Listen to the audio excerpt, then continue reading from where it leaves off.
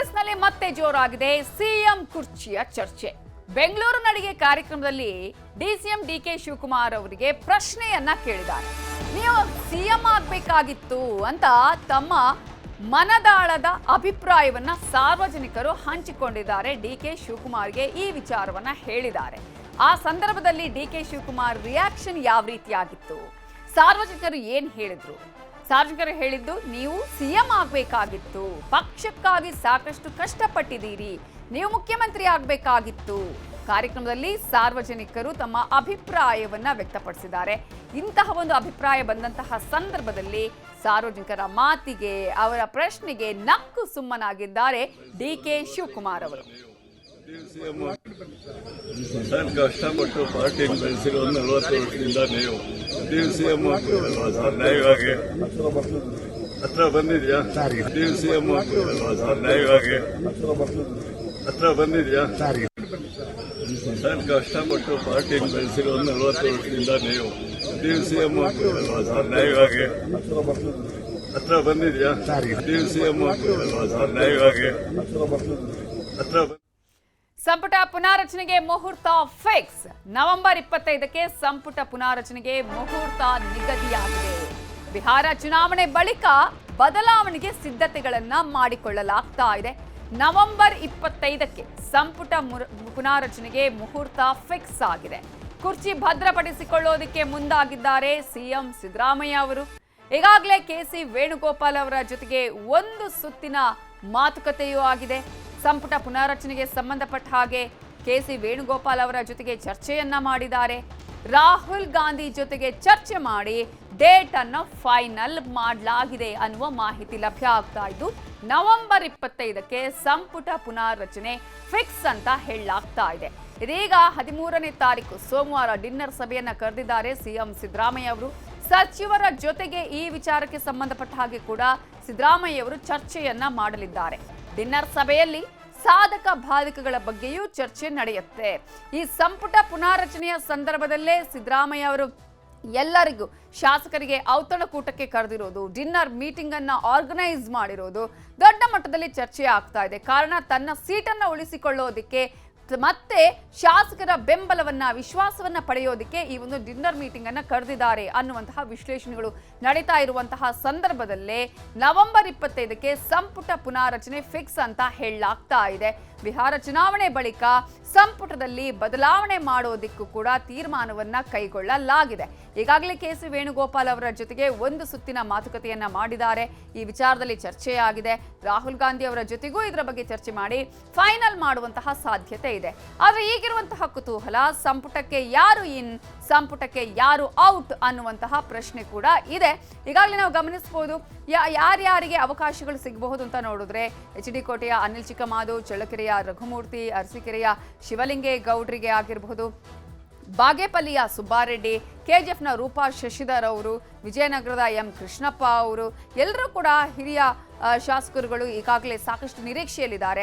ನರಸಿಂಹರಾಜಪುರದ Tanveer Sait, India Yashwantrayagouda Patil, ಅಥಣಿಯ Lakshman Savadi ಅವರು ನಿರೀಕ್ಷೆಯಲ್ಲಿದ್ದಾರೆ. ಚಾಮರಾಜನಗರದಲ್ಲಿ ಪುಟ್ಟರಂಗ ಶೆಟ್ಟಿ, ಭದ್ರಾವತಿ ಶಾಸಕ ಬಿಕೆ ಸಂಗಮೇಶ್, ಹೊಸದುರ್ಗ ಶಾಸಕ ಬಿಜಿ ಗೋವಿಂದಪ್ಪ ಅವರು, ಮಾಗಡಿ ಶಾಸಕರಾಗಿರುವ ಎಚ್.ಸಿ. ಬಾಲಕೃಷ್ಣ, ಮಳವಳ್ಳಿಯ ಪಿಎಂ ನರೇಂದ್ರ ಸ್ವಾಮಿ, ರಾಮದುರ್ಗ ಶಾಸಕ ಅಶೋಕ್ ಪಟ್ಟಣ್, ಹೀಗೆ ಅನೇಕರು ಇದೀಗ ನಿರೀಕ್ಷೆಯಲ್ಲಿ ಇದ್ದಾರೆ. ಸಿಗುವಂತಹ ಚಾನ್ಸಸ್ ಕೂಡ ಇದೆ. ಇವೆಲ್ಲದರ ಬಗ್ಗೆ ಇನ್ನಷ್ಟು ಅಪ್ಡೇಟ್ಸ್ ಕೊಡೋದಕ್ಕೆ ನಮ್ಮ ರಿಪೋರ್ಟರ್ ಹೆಬಾಕ ತಿಮ್ಮೇಗೌಡರು ಈಗ ನೇರ ಸಂಪರ್ಕದಲ್ಲಿ ಜಾಯ್ನ್ ಆಗಿದ್ದಾರೆ. ತಿಮ್ಮೇಗೌಡರು, ಕಳೆದ 2 ವರ್ಷಗಳಿಂದಲೂ ಕೂಡ ಇವತ್ತು ಸಂಪುಟ ಪುನಾರಚನೆ ಆಗುತ್ತೆ, ನಾಳೆ ಆಗುತ್ತೆ ಅಂತ ಹೇಳಿ ಮುಂದೆ ಹೋಗಿ ಇದೀಗ ಕೊನೆಗೂ ನವೆಂಬರ್ 25ಕ್ಕೆ ಸಂಪುಟ ಪುನಾರಚನೆಯ ದಿನಾಂಕ ಫಿಕ್ಸ್ ಆಗಿದೆಯಾ? ಮುಹೂರ್ತ ಅವತ್ತೇ ಇದೆಯಾ? ಯಾವೆಲ್ಲ ಮಾನದಂಡಗಳನ್ನು ಇದೀಗ ಅನುಸರಿಸುವಂತಹ ನಿಟ್ಟಿನಲ್ಲಿ ಚರ್ಚೆಗಳಾಗಿದೆ? ಯಾವೆಲ್ಲ ಮಾನದಂಡಗಳು ಅಂದರೆ, ಒಂದು ಕಡೆಗೆ ಅಸಮರ್ಥರು, ಮತ್ತೊಂದು ಕಡೆಯಾಗಿ ಹೊಸಬರಿಗೆ ಅವಕಾಶವನ್ನು ಕೊಡಬೇಕು, ಮತ್ತೊಂದು ಕಡೆಗೆ ಹಿರಿಯ ಶಾಸಕರಿಗೆ ಅವಕಾಶವನ್ನು ಕೊಡಬೇಕು.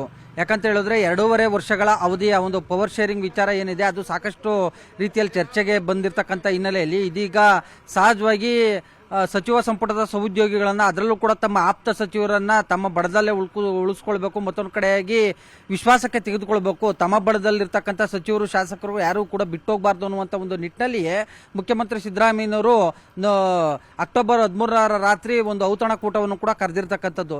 ಹೀಗಾಗಿ ಸಿಎಂ ಕರೆದಿರ್ತಕ್ಕಂಥ ಒಂದು ಔತಣಕೂಟಕ್ಕೆ ಸಂಬಂಧಪಟ್ಟಂತೆ ಸಾಕಷ್ಟು ಚರ್ಚೆಗಳು ಆಗ್ತಾ ಇರ್ತಕ್ಕಂಥ ಹಿನ್ನೆಲೆಯಲ್ಲಿ ಅದರಲ್ಲೂ ಕೂಡ ಒಂದು ರೀತಿ ಕಾಂಗ್ರೆಸ್ನೊಳಗೆ ಆಂತರಿಕವಾಗಿ ಚರ್ಚೆ ಆಗ್ತಾ ಇರ್ತಕ್ಕಂಥದ್ದು. ಸೊ ಹೀಗಾಗಿ ಇಂಥ ಹೊತ್ತಿನಲ್ಲಿ ಸಿಎಂ ಸಿದ್ದರಾಮಯ್ಯನವರು ಔತಣಕೂಟ ಕರೆದಿದ್ದಾದ್ರೂ ಏಕೆ ಅನ್ನುವಂಥ ಒಂದು ನಿಟ್ಟಿನಲ್ಲಿ ಚರ್ಚೆ ಆಗ್ತಾ ಇರುವಂಥ ಹೊತ್ತಿನಲ್ಲಿ ಸಚಿವ ಸಂಪುಟ ಪುನರಚನೆ ಆಗ್ತಾ ಇದೆ ನವೆಂಬರ್ನಲ್ಲಿ. ಸೊ ಹೀಗಾಗಿ ಅಸಮರ್ಥ ಸಚಿವರನ್ನ ಕೈ ಬಿಡುವಂತ ಒಂದು ಸಲುವಾಗಿ, ತಮ್ಮ ಬಣದಲ್ಲಿರ್ತಕ್ಕಂಥ ಸಚಿವರನ್ನ ಹಿಡಿದಿಟ್ಟುಕೊಳ್ಳುವಂತ ಒಂದು ಸಲುವಾಗಿ ಸಿಎಂ ಸಿದ್ದರಾಮಯ್ಯನವರು ಔತಣಕೂಟವನ್ನ ಕರೆದಿದ್ದಾರೆ ಅಂತ ಹೇಳಲಾಗ್ತಾ ಇರ್ತಕ್ಕಂಥದ್ದು.